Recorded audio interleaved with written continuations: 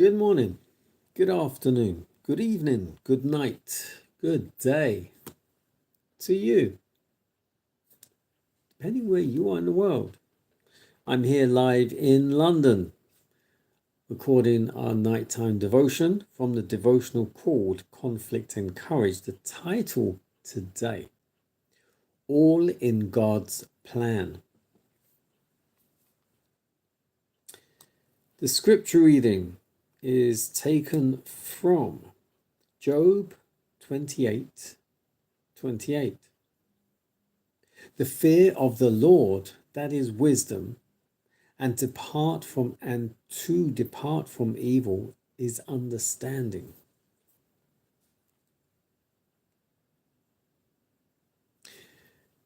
Joseph's checkered life was not an accident.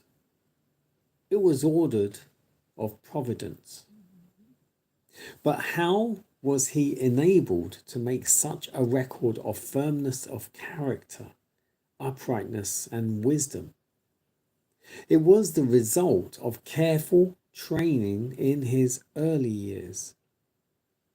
He had consulted duty rather than inclination, and the purity and simple trust of the boy bore fruit in the deeds of the man.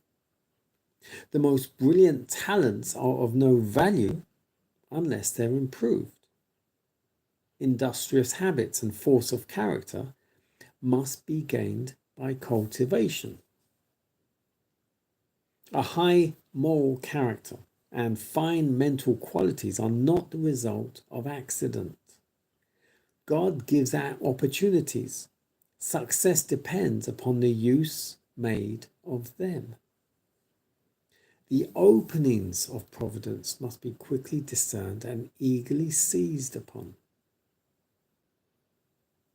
Not to the people of Egypt alone, but to all the nations connected with that powerful kingdom, God manifested himself through Joseph. He desired to make him a light bearer to all peoples, and he placed him next to the throne of the world's greatest empire, that the heavenly illumination might extend far and near. There are few who realize the influence of the little things of life upon the development of character. Nothing with which we have to do is really small. The varied circumstances that we meet day by day are designed to test our faithfulness and to qualify us for greater trusts. By adherence to principle in the transactions of ordinary life, the mind becomes accustomed to hold the claims of duty above those of pleasure and inclination. Minds thus disciplined are not wavering between right and wrong, like the reed trembling in the wind. They are loyal to duty because they've trained themselves to habits of fidelity and truth. By faithfulness in that which is least, they acquire strength to be faithful in greater matters. An upright character is of greater worth than the gold of Ophir. Without it, none can rise to an honourable eminence. But character is not inherited. It cannot be bought. Moral excellence and fine mental qualities are not the result of accident. The most precious gifts are of no value unless they are improved.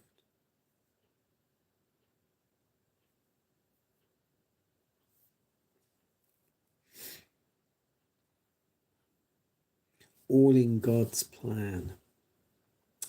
So it's saying here, Joseph was blessed with many gifts.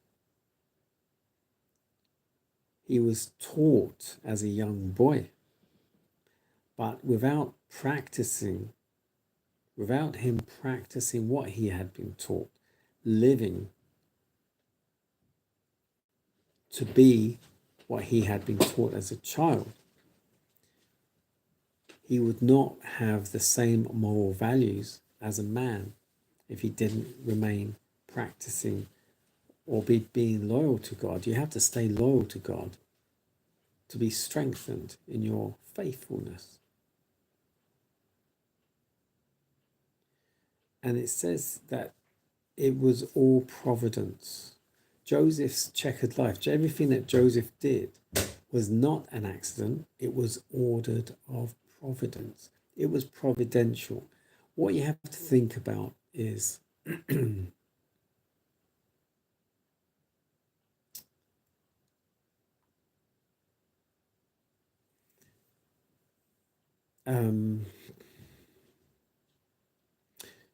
everything was nice and great and good for Jacob, Israel, and his family.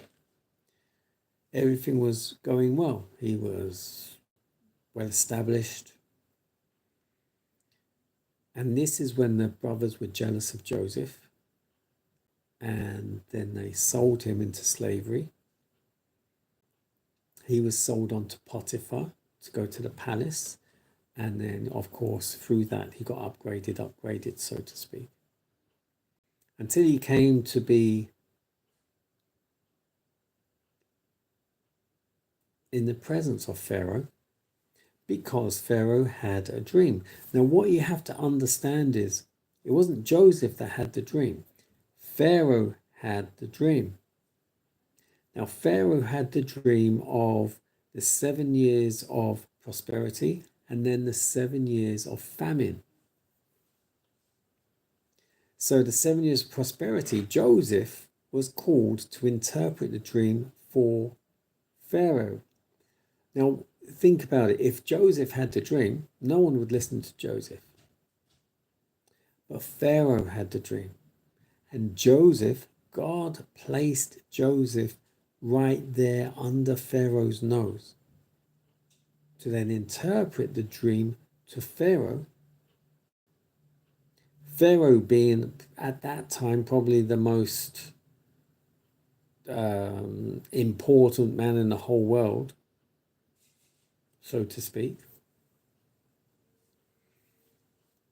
And then this little Hebrew boy, Joseph, comes and interprets this dream to Pharaoh. And Pharaoh implements everything and puts Joseph in charge. Only God can plan that. And then through Joseph being in charge, he stores up all the food for the famine. So when the famine comes, they're able to feed everyone. And this is where Joseph being placed at the right time is most important, because famine was all over. And so therefore, even in Jerusalem and in Canaan and wherever else they were all suffering from famine. So what they did, they went to Egypt to get food. Now, who was in charge of all the food in Egypt? Joseph. So Joseph was able to save all the people of Israel, because God had placed him there. It was providential. And this is something we'll probably cover again in further devotions. Providence, God's providence. I'll tell you, there's many things in my life that I can tell you if only God could have made them happen. Jobs I've managed to get, or situations I've found myself in or come out of, only God could have done that for me, and also to help others in certain situations also. If you can look at your life and things that have happened, and you can pinpoint exactly how it's happened, you can only most times say, well, only God could have organized that. Only He could have made that happen. Because I know many circumstances I would not have made that choice or to do those things that could have happened. Only God. All in God's plan.